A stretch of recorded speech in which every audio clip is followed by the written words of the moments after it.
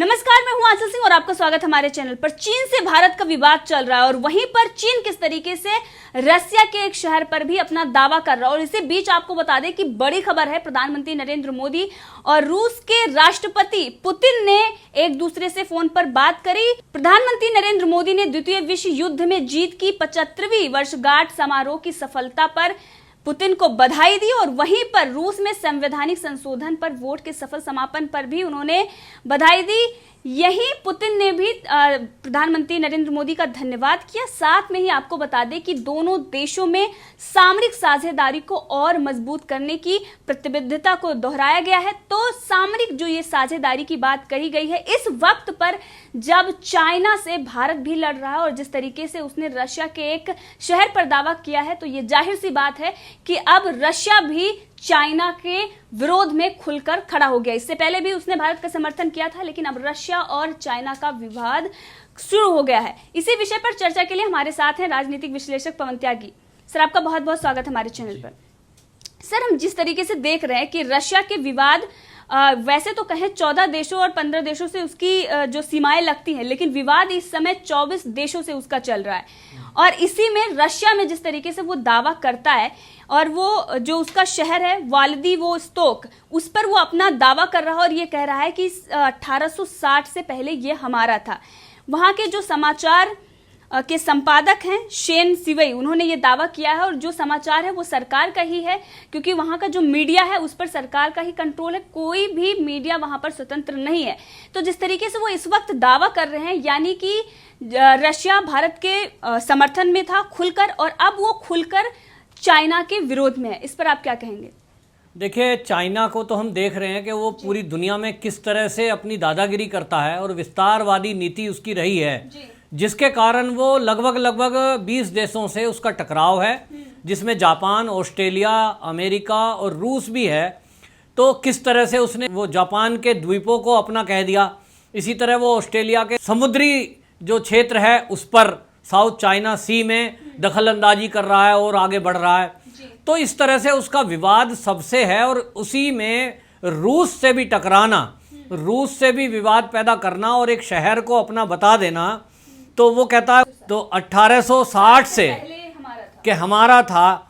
तो इस तरह से ये केवल और केवल उसकी दादागिरी है। वो सोचता है कि कहीं भी वो अपनी दखलंदाजी करके और दावा करके और बाद में विवाद पैदा करके और कहीं कहीं उसको सफलता मिल जाती है कब्जा करने की।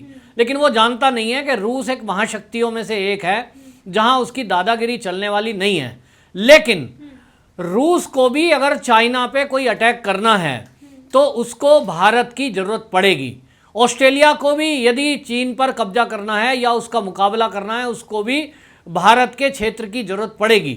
अमेरिका भी इसी तरह भारत के बिना सहायता के अकेले चीन से मुकाबला नहीं कर सकता। ये तीनों महाशक्तियां जानती हैं और इसलिए भारत के साथ सामरिक समझौता इस समय रूस ने जो किया है वो दोनों देशों के लिए लाभकारी है। वो भारत के लिए भी लाभकारी है तो वो रूस के लिए भी लाभकारी है। दोनों देशों का इस समय में एक आना वो तब है जबकि चाइना ने S-400 का जो समझौता हुआ था उसकी डिलीवरी पर ऑब्जेक्शन किया था और चाइना ने कहा था कि ऐसे में जबकि भारत के साथ हमारा विवाद चल रहा है सीमा पर और दोनों सेना आमने सामने खड़ी हैं, टेंशन है, ऐसे में रूस से हम कहेंगे कि वो S-400 की डिलीवरी ना दे। उसने मना किया, लेकिन वो समय पर डिलीवरी आएगी। उसमें रूस ने तय कर दिया कि चाइना की कोई दखलंदाजी और कोई ऑब्जेक्शन मानने वाले नहीं है।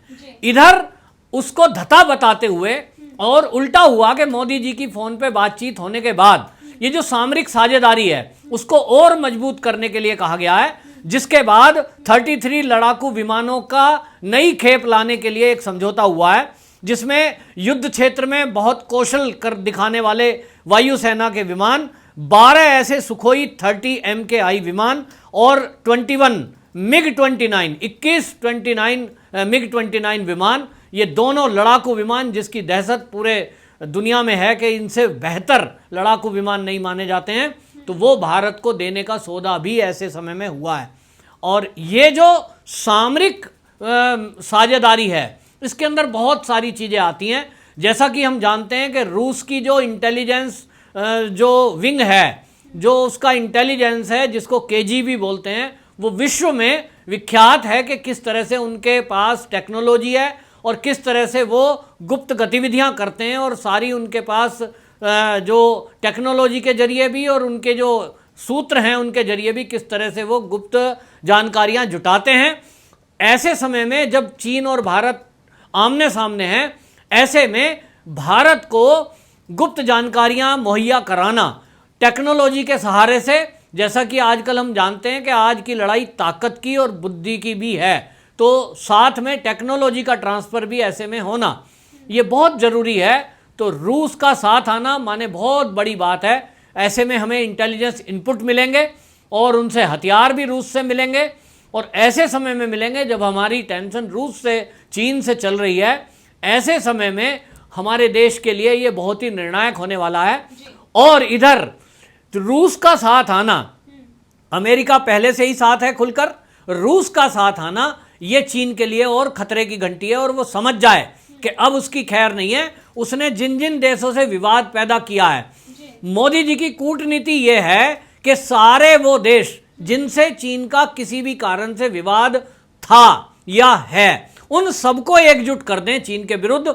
और अगर चीन हिमाकत कोई करता है, वो भारत से पंगा ले रहा है, अभी भारत अपने तरीके से उससे लड़ने के लिए अपनी तरफ से कार्रवाई कर रहा है, जिसमें कि ऐप डिलीट करना और उसको उद्योग धंधों में उसको झटका देना। इंडिया में जो इन्वेस्टमेंट था उसका बहुत बड़ा, उसमें जो सरकार के समझौते थे उससे भी उसे आउट करना, ये सरकारी लेवल पर झटका दिया जा चुका है। वहीं मोदी जी की ये जो कूटनीतिक जीत है कि किस तरह से वो चीन के दुश्मन देशों को एकजुट करके और भारत के साथ लाने में सफल हो रहे हैं।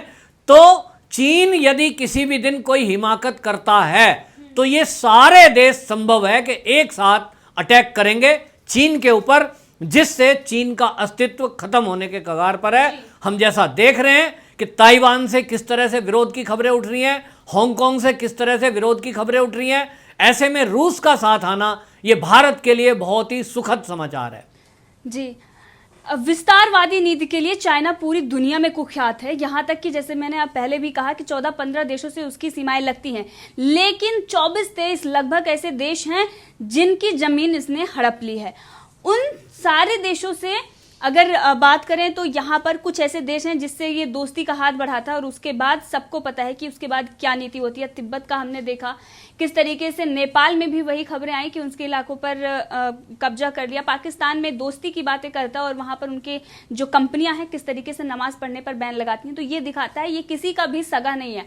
और इस वक्त अगर बात करें जिस तरीके से इन्होंने रशिया के शहर पर दावा किया है और उस शहर का नाम भी बदल लिया, यहाँ तक कि हमने पहले भी किस तरीके से बताया है कि चाइना इसीलिए जाना जाता है कि ये द्वीपों का भी नाम चेंज कर देता है, उस पर कब्जा कर लेता है। तो अब जो शहर है रशिया का, उसका ये नाम बता रहा है व्लादिवोस्तोक, जो उसका रशिया का शहर है, उस शहर को बोल रहा है कि ये हैशन वाई नाम से पहले जाना जाता था 1860 से पहले, जिसे रूस ने एक तरफा संधि के तहत चीन से छीन लिया था। तो अब रशिया पर वो आरोप भी लगा रहा है। तो इस वक्त भारत की और रशिया की सर नजदीकियां कितनी बढ़ गई हैं, किस तरीके से सामरिक साझेदारी की बात की जा रही है। पुतिन और प्रधानमंत्री नरेंद्र मोदी की जो ये घनिष्ठ मित्रता है, और वहीं पर चाइना और रशिया के बीच में जो ये विवाद नया खड़ा हो गया, इस पर आप किस तरीके से देख रहे हैं? जो ये विवाद चाइना का बाकी देशों से चल रहा हो, इस पर अब उसने रशिया पर आरोप भी लगा दिया, इस पर आप क्या कहेंगे?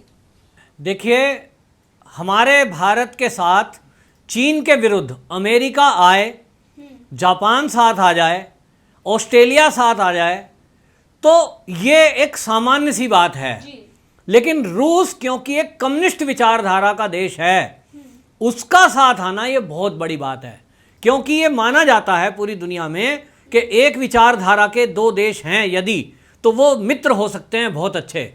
लेकिन ये रसिया कम्युनिस्ट विचारधारा होने के बावजूद भी ये भारत के साथ आया है। ये निश्चित रूप से मोदी जी की वजह से हुआ है, क्योंकि मोदी जी ने जो संधियां की हैं पुतिन के साथ, राष्ट्रपति पुतिन के साथ, और जैसी मित्रता रखी है, ये उसी की कूटनीतिक जीत है। मोदी जी ने 2017 में व्यापार का समझौता किया था कि और रूस के साथ, और पुतिन के साथ समझौते पे हस्ताक्षर किए थे तो 20% व्यापार को बढ़ोतरी करने का समझौता किया था। वहीं मोदी जी ने उसको कहा कि भाई ये हम 2025 तक इसको 25 बिलियन तक ले जाएंगे। माने ये समझौता, ये बातचीत, ये मित्रता मोदी जी पहले से बैकग्राउंड बना के चल रहे थे। ये कोई घटना अचानक नहीं हुई है कि रूस आज चीन के विरुद्ध और भारत के साथ खड़ा हो गया है। ये बहुत लंबी प्रक्रिया है और मोदी जी इसको 2014 के बाद से अपने पड़ोसी मुल्कों के साथ और जो दुश्मन देश हैं उनको सबक सिखाने के लिए उन देशों के साथ लगातार संपर्क में रहे, उनसे समझौते किए। और ये इनकी दूरगामी ये दृष्टि है, दूरदृष्टि मोदी जी की, कि इन्होंने बहुत साल पहले ही, देखिए चीन का तनाव तो अब शुरू हुआ है, लेकिन ये S-400 जो प्रणाली है इसका समझौता बहुत पहले हो गया। इस सुखोई विमान का समझौता बहुत पहले हो गया और सुखोई को अपग्रेड करके ये भारत में लाना, ये पहले से ही ये समझौता हो गया, कोई नया एकदम अचानक नहीं है। आज अचानक अगर कोई समझौता होता है तो उसको तो ये माना जा सकता है कि आज देश को, भारत को जरूरत है, इसलिए ये देश को साथ मिलाने के लिए कर रहे हैं। लेकिन मोदी जी की ये दूरदृष्टि है कि उन्होंने 2017 में ही व्यापार की नीतियों में बदलाव करके और उससे समझौते को किया था कि हम किस तरह से ये 25 बिलियन तक इसको पहुंचाएंगे, रूस के साथ हमारा जो व्यापारिक समझौता हो रहा है उसी के तहत बाकी चीज़ें हो रही हैं। क्योंकि रूस भी ये समझता है कि भारत से साझेदारी उसको कोई परेशान करने वाली नहीं है, बल्कि एक दूसरे देश का सहयोग करके हम विश्व में शांति भी स्थापित कर सकते हैं। और जो आतंक के विरुद्ध, मेन बात आपको बताऊं कि आतंक के विरुद्ध एकजुटता होने के लिए सन 2018 में high profile meeting Modi ji के साथ हुई थी, जिसमें दोनों देशों ने साथ आना तय किया था। अब आतंक के विरुद्ध एक होना है तो हम समझ ही सकते हैं, और ये पूरी दुनिया जानती है कि किस तरह से चीन पाकिस्तान को पाल रहा है और पाकिस्तान से आतंकवादी गतिविधियां चल रही हैं, जो इस समय आतंक का अड्डा बना हुआ है। बड़े बड़े आतंकी सरगना और बड़े बड़े आतंकी संगठन पाकिस्तान से अपना ऑपरेट कर रहे हैं ऑपरेशन, तो उसके पीछे चीन है। तो ये सबको पता है कि अगर आतंक को जड़ से खत्म करना है तो पाकिस्तान का खात्मा जरूरी है, और पाकिस्तान को खत्म करना है तो उसके पहले चाइना का खात्मा जरूरी है, क्योंकि चाइना ही पूरे विश्व में अशांति फैलाना चाहता है और दादागिरी हैंकड़ी दिखाकर पूरी दुनिया में अपना दबदबा कायम करना चाहता है।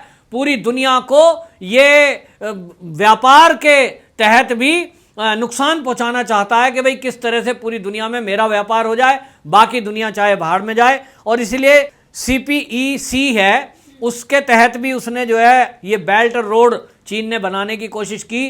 तो ये सब चीज़ों को झटका रूस के, भारत के दोनों के साथ आने से चीन को बड़ा झटका लगेगा। एक तो उसकी ये जो युद्ध नीति है और व्यापार नीति है और विस्तारवादी नीति है, ये सब ध्वस्त होने वाली है। रूस और भारत मिलकर इसको ध्वस्त करने में कामयाब होंगे। जी, आपका बहुत बहुत धन्यवाद हमसे जुड़ने के लिए।